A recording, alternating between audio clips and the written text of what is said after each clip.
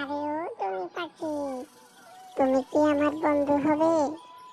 এই বনের ভিতরে একটা বন্ধু নেই আমার। তুমি যদি আমার বন্ধু হও, আমি তোমাকে এখানে অনেক উপকার করব। কি কি উপকার করব? বনে অনেক পশু হিংস্র প্রাণী রয়েছে, সেগুলো থেকে আমি তোমাকে রক্ষা করব। চাইলে তুমি আমার বন্ধু হতে পারো। তোমার অনেক বিপদ আপদে আমি তোমার সহযোগী হিসেবে কাজ করব, কারণ এই বনের ভিতরে আমার একটি বন্ধু নেই। দেখো, এই বনের ভিতরে তোমার মতন এক বন্ধু আছিল আমার। সেই বন্ধুকে বিশ্বাস করেছিলাম, কিন্তু সেই বন্ধু আমার সাথে বিশ্বাসঘাতকতা করেছে।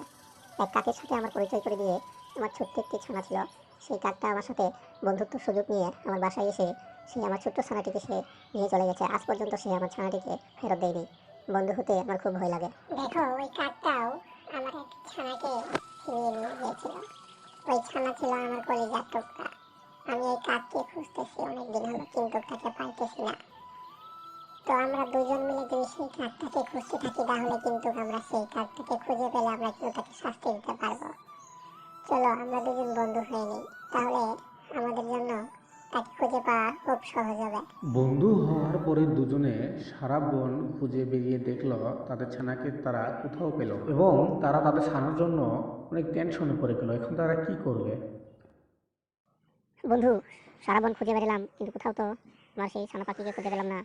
আমার সেই সুন্দর দুলদুলি টুনা পাখি, কত আদরের ছিল সেই টুনটুনি পাখি, আমার বুক ছেড়ে চলে গেছে। এখন পর্যন্ত তাকে খুঁজে পাইতেছি না। এখন কি করবো বলো? আমার তো কিছুই ভালো লাগতেছে না। কত আদরের ছিল আমার সেই টুনু পাখিটা, কি করি? যাই হোক, কাক বন্ধু ছিল আমার, সেই বন্ধু আমার সাথে বিশ্বাসঘাতকতা করেছে, তাই আমি তোমার সাথে বন্ধু হতে চাইনি। তারপরেও তুমি অনেক রিকোয়েস্ট করার পরে আমি তোমার সাথে বন্ধু হয়েছি। আমি তোমার সাথে বন্ধু হওয়ার পর থেকে কেমন জানি মনটা অনেক ভালো লাগছে। কিন্তু আমরা চেষ্টা করে যাব আমাদের ছানাকে খুঁজে পাওয়ার জন্য। ঠিক আছে বন্ধু, তুমি এখন বাসায় চলে যাও, আমিও বাসায় চলে যাই, মনটা ভালো নাই, কালকে দেখা করবো।